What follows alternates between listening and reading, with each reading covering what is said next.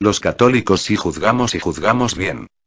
Hoy por hoy es muy común encontrarnos con católicos sin mayor formación doctrinal que se empecinan en defender el error y censurar a todo aquel que les recuerde lo que la Iglesia Católica enseña. Para esto no tienen mejor arma que citar Mateo 7:1, no juzguéis, para que no seáis juzgados. Este artículo va dirigido a ellos. Además de Mateo 7:1, son muy buenos también repitiendo Mateo 7:3, ¿y por qué miras la paja que está en el ojo de tu hermano, y no echas de ver la viga que está en tu propio ojo? Curiosamente nunca citan Juan 7:24, que dice no juzguéis según las apariencias, sino juzgad con justo juicio. En esta cita es Cristo mismo quien manda a juzgar con justicia. Si leemos 1 Corintios 5:1-3, podremos leer cómo San Pablo juzga un acto inmoral cuando dice: de cierto se oye que hay entre vosotros fornicación, y tal fornicación cual ni aun se nombra entre los paganos. Tanto que alguno tiene la mujer de su padre. Y vosotros estáis envanecidos. ¿No debierais más bien haberos lamentado, para que fuese quitado de en medio de vosotros el que cometió tal acción? Ciertamente yo, como ausente en cuerpo, pero presente en espíritu, ya como presente he juzgado al que tal cosa ha hecho. Aquí San Pablo no solo juzga a la inmoralidad del acto, sino que manda a expulsar al inmoral de la comunidad. Podemos ver en 1 Corintios 5:9-11 cómo San Pablo manda enérgicamente a no juntarnos con quienes juzguemos como fornicarios, avaros, ladrones o idólatras de entre la comunidad cristiana. En 1 Timoteo 5:20 incluso nos pide que los reprendamos en público para que los demás aprendan. Esto evidentemente en completa armonía con Mateo 18:15-17, que para no extenderme en citas bíblicas evitaré colocar el texto, sin embargo el lector podrá constatar que se trata del famoso texto de cómo corregir al hermano que se equivoca. Volviendo a las personas que gustan de repetir, ¿y tú quién te crees que eres para juzgar? Pareciera que quieren imitar a los protestantes que cogen una cita y la descontextualizan a su favor, no se enteran de que Mateo 7 no condena el acto de juzgar sino la hipocresía, tal y como podemos ver en los versículos siguientes. Nada hay en ese texto bíblico que pueda significar, o tan siquiera insinuar que por ningún motivo debamos juzgar como si de un pecado se tratase. Ahora bien, para aclarar esto es fundamental que revisemos el mataburro. Veremos que la palabra juzgar procede del latín iudicare y que no es más que formar opinión sobre algo o alguien o afirmar, previa a la comparación de dos o más ideas, las relaciones que existen entre ellas. Según esto, cuando juzgamos, siempre, no hay día que no juzguemos.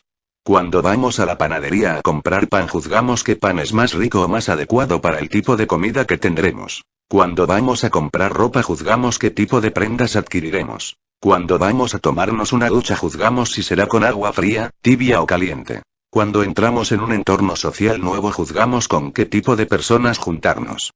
Es decir, constantemente emitimos juicios y siempre con un criterio de juicio. Por ejemplo, si tomamos como criterio de juicio el ofrecer bocaditos a nuestros invitados juzgaremos oportuno comprar panes pequeños y adecuados para ese fin. Si tomamos como criterio de juicio el que necesitamos ropa para invierno juzgaremos oportuno comprar ropa gruesa que nos abrigue. Si queremos relajarnos para descansar juzgaremos oportuno tomar una ducha caliente. Si queremos adquirir mayor conocimiento académico juzgaremos oportuno juntarnos con los que ostentan mayores calificaciones en el salón de clases, etc. En estos momentos el lector está juzgando si tengo o no tengo razón en lo que digo.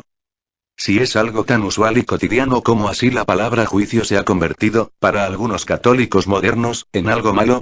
La respuesta a esto es muy simple y a la vez lamentable: el avance del liberalismo y el igualitarismo revolucionarios ha ido degenerando a lo largo de los siglos en una sociedad relativista que niega la existencia de una verdad absoluta pretendiendo imponer en las mentes de las personas que todo se vale. Este relativismo se ha infiltrado en el corazón de los miembros de la Iglesia, terminando por convertir a algunos católicos en enemigos de la moral enseñada por nuestro Señor Jesucristo y custodiada por la Iglesia durante casi 2000 años, por eso tanto católico deformado que no hace más que repetir el discurso políticamente correcto de moda sin la más mínima intención de al menos abrir su catecismo. A veces la ignorancia es tan atrevida que casi parece un chiste de mal gusto escuchar frases como ¿quién te crees para juzgar a los demás? Seguro eres un soberbio que cree saber más que todos. Se enterará esta persona que al decir eso, también está juzgando un acto humano. Si se quisiera evitar todo tipo de juicio no se podría procesar a los delincuentes, puesto que para hacerlo hay que juzgarlos. Tampoco se podría educar a los hijos porque para que puedan tomar buenas decisiones tienen necesariamente que juzgar entre el bien y el mal. En síntesis, no se podría siquiera vivir como seres humanos sin juzgar continuamente. El católico bien formado pide a Dios sabiduría para juzgar y reza tal como aparece en 1 Reyes 3, 9: concede, pues, a tu siervo, un corazón que entienda para juzgar a tu pueblo, para discernir entre el bien y el mal, pues ¿quién será capaz de juzgar a este pueblo tuyo tan grande? Es conveniente mencionar que tanto el Antiguo como el Nuevo Testamento no fueron escritos en lengua española, de allí que el hebreo Shabbat, que normalmente se traduce como juzgar, será entendido así en DT 16, 18, 20, pero también se entenderá como liberar en el libro de Jueces y como gobernar en el libro de Crónicas, mientras que en nuestra lengua juzgar no es sinónimo de liberar ni de gobernar. Lo mismo pasa en el Nuevo Testamento con la palabra griega crinete, que es la que se usa en Mt 7, 1, su derivado acrinete, que en 1 Cor 2, 14 tiene más relación con el discernimiento o la separación de dos cosas. La Iglesia, como madre y maestra, sabiendo que la mayoría de sus hijos no son versados en lenguas clásicas ni en hermenéutica bíblica para interpretar sin riesgo de error las sagradas escrituras, nos enseña cómo y cuándo juzgar. Recordemos que los únicos con autoridad en la Iglesia para enseñar es la llamada Iglesia docente, es decir, el Papa y los obispos, y con dependencia de ellos, los demás sagrados ministros, no la Iglesia discente, es decir, todos los demás fieles. Solo la Iglesia docente puede interpretar las sagradas escrituras sin riesgo de error, esto constituye parte de su magisterio infalible. Para profundizar en lo que es el magisterio invito a leer mi anterior artículo que es el magisterio de la Iglesia.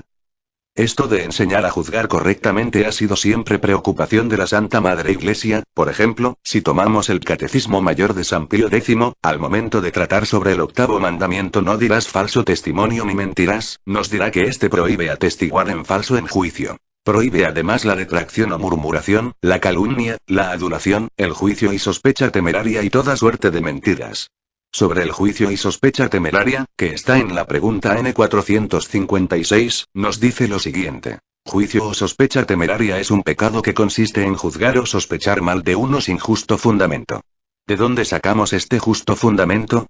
La misma Iglesia lo enseña, tanto en catecismos como en infinidad de manuales de moral lo podremos constatar. Ciertamente en nuestros días pocos son los obispos que se preocupan en facilitar este tipo de contenido a sus fieles, se entiende el por qué tanta confusión entre los católicos de hoy. De entre los múltiples elementos que se tocan al momento de hablar de moral, destacan las llamadas fuentes de moralidad, que son los principios inmediatos de esta, elementos o factores que hay que examinar para determinar si un acto humano es conforme u opuesto a la norma moral y en qué grado o medida. Estos elementos son tres: objeto, fin y circunstancias. Teniendo en cuenta al famoso Rollo Marín en su teología moral para seglares, podemos decir que por el objeto de un acto entendemos aquello a que tiende por su propia naturaleza y constituye su aspecto moral primario. La limosna tiende de suyo a socorrer al necesitado. Por fin, el objetivo que el agente persigue al obrar. Y por circunstancias, aquellos aspectos morales que se presentan como accesorios del aspecto primario, lugar, modo, medios empleados, etc. Para poner un ejemplo concreto, imaginemos que un ladrón subtrae del cepillo de una iglesia la cantidad que necesita para embriagarse en la taberna. El objeto de su acto de robo es la cantidad robada. El fin, la futura embriaguez. La circunstancia que rodea al acto es el lugar sagrado donde comete su fechoría. Esto también uno lo puede encontrar en el Catecismo de la Iglesia Católica, tercera parte, primera sección, capítulo primero, artículo 4. La moralidad de los actos humanos. Aquí se nos dice claramente: la libertad hace del hombre un sujeto moral. Cuando actúa de manera deliberada, el hombre es, por así decirlo, el padre de sus actos. Los actos humanos, es decir, libremente realizados tras un juicio de conciencia, son calificables moralmente. ¿Son buenos o malos?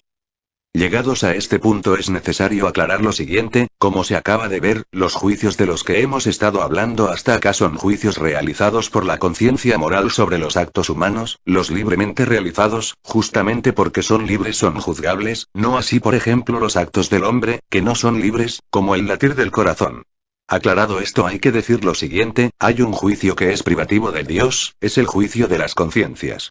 Si tomamos como punto de partida lo que dice la Gaudium et Spes N16, la conciencia es el núcleo más secreto y el sagrario del hombre, en el que está solo con Dios, cuya voz resuena en lo más íntimo de ella, entenderemos por qué solo Dios podría juzgarla. También leeremos por qué el hombre tiene una ley escrita por Dios en su corazón, en cuya obediencia consiste la dignidad humana y por la cual será juzgado personalmente.